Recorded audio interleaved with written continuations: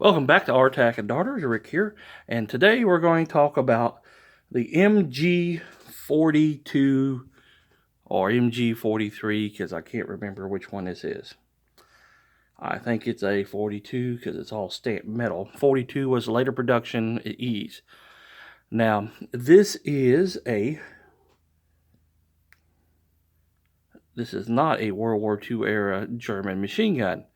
It looks like it. It's actually a Yugoslavian M-53 parts kit, which the M-53 parts kit and the M-42 are almost identical. They have interchangeable parts. And another thing is that this one is still patterned after the original, but it's also the modern German G3 machine gun is almost identical in looks and in function, but it's in 308. This one right here is chambered in 308 or 7.62 by 51 NATO, and we're going to go over some of the tabletops here. Earlier you saw the video of it shooting. It was shooting blank rounds, and I'll show you the blank rounds that it shoots. This is also a blank fire only gun, and we're going to take a look at that here. As you see here, it is a blank firing non-gun B-Fong and cannot fire real ammunition, so it's not a gun. Here is the chamber on it. It says 7.9 M-53 serial number and the Yugoslavian factory code and 44. So some of you may know on the Yugoslavian Mausers that were refurbished or made were produced in, or it'll say produce 44. That's the factory. So this is original in 8mm, I guess, because it says 7.9 M-53. So, and it is made from a Yugoslavian M-53 parts kit. So to give you an example here, you can see where the weld is right here on the upper receiver. There is ground a little rough there. We'll fix that. Right there where it was welded. Right there where it was welded at. So yeah, you could not fire, it was all split right here. So you cannot fire real rounds out of this gun. It'll blow it apart. Especially since the barrel is plugged. There you see some more welds on this side where you cannot change out the barrel. When I flip it around, you'll see it. There's your belt feed is on the left side. Your machine gun group here. Let's see, or not your machine gun group, your trigger housing here. Your recoil spring buttstock, which is, this one is made of wood instead of Bakelite on the original ones. So here we go. We'll look at the, and let me tell you, this thing weighs a ton. So here you get your rear sight apertures all the way out to 2,000 meters, which by God, you're going to shoot somebody, flip down your spot for the anti-aircraft, your flip up front sight, your notch, your cone device here, flash suppressor, or yes, flash suppressor. So this is what the top looks like.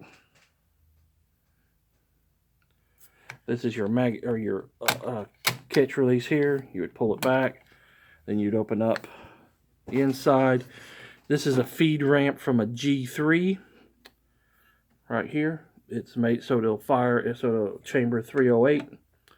You got your mechanical links here, your feeding system, so that way they'll feed the rounds in and out and eject it. This will fire from a solid belt and disintegrating links. There's your bolt right there, your recoil spring rod. There's your charging handle right here. I'll move my hand out the way, and give me a minute here, and we're going to flip it around, and we'll look at the other side.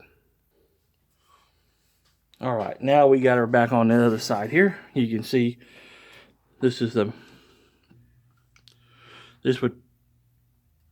pull out so you can change the barrels, and you can't do it on this one. You sling, you got your bipod right here. Okay. There's your sight. Here is your charging handle. Put it back.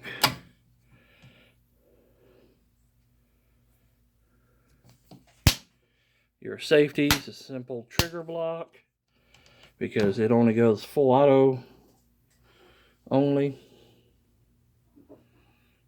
You hear the cats in the background, they're playing.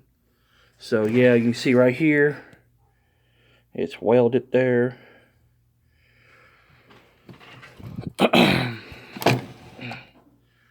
It's welded right here, so you cannot change out the barrel. And the barrel itself is hollow, or it's plugged at the end. Here's the other side of the feed train ramp, the exit of the belt. So that's it. Not a whole lot. I mean, if you want to see, there's all kinds of videos online of the mg42s, this being an mg53. This is where you do the quick change barrel out, which we don't do on this one simply because it's blank fire only. And so if this assembly right there, you can see some more of the welds there. So yes, this gun cannot be made to fire real rounds. It would blow apart. So that's where we're at. But it's still good. You're asking, Rick, why do you have an mg53? Or a 42, what do you want? I'm going to call it a 42. I know it's a 53, but it's a 42 realistically. Why do you have one? Well, you know, I am I am the commander of the 35th Living History Group. Within that group, we have the 35th Infantry Division, and we have the 10th Company Groß Deutschland in that group. We have Italian troops in the group. We have Finnish troops, which is KVS4. We're on Facebook. We have a regular Heer division, a static division.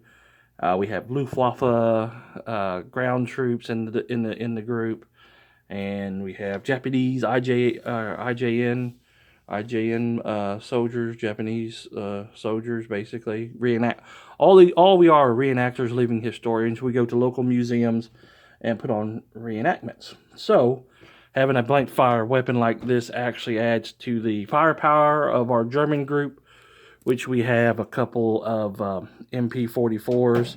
Unfortunately, the MP44s are Sturmgewehrs or 22 long rifles. We do have a couple MP40s. One is a GSG, you've seen that one, and the other is a real MP40 that one of the guys has. We also got another guy in the group that has a 34 and a 42 that are live, but he's getting quite up there. So this is the first in our crew serve weapons. The German army was built, the infantry was built around machine guns. So you would have a machine gunner and two assistant gunners carrying ammo. Also, this is also known as Hitler's buzzsaw because it had such a high rate of fire. We tried to adopt a version of this in the M60, which basically had the feed system on the top of this onto a gun and had the same recoil system, and it was similar somewhat. M60 had teething problems, and by the time they got it fixed, it already went out of service. So, but they could have rechambered these for 30-06. The two prototypes they didn't put a whole lot of during World War II.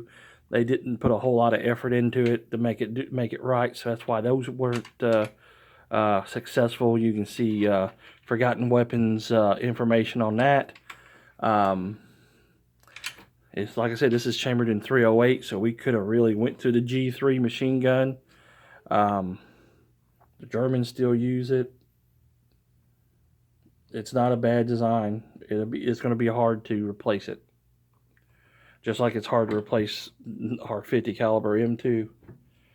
So they'll keep running. So anyway, this is the first in our series of squad weapons. I wanted to do this later on in the year, but since I had it here, I wanted to go ahead and knock the video out. Hopefully later on we'll get some more trigger time behind it, and we'll post a video of it. It does fire from 50 round belts and 100 round belts. You can link them together. So yeah, so this is for our reenacting group. One of the guys, Roy, put the bill for it. We got another parts kit of a Yugo-42, and then that's going to be made into semi-automatic and later on. So when we get that one up and running, we'll show it as well. So that'll probably be sometime next year though, because it takes a while to do these. And thanks for watching. Remember to like and share our videos. Subscribe to the channel. That helps us out the most by subscribing. Help us get to 300, and don't forget our 300 giveaway. And the faster, and we're going to do 1,000 subscriber giveaway too. It'll be a pretty big giveaway. So share the channel and check us out on our other social media accounts. It's on our main YouTube channel. In the lower right-hand corner in the box, you'll see our Patreon, our merchandise, Teespring app on there, our Patreon account, and our YouTube and Instagram channel. So check us out, and we'll catch you guys next on our part 2 build of the 6.5 Grendel. And you guys take care.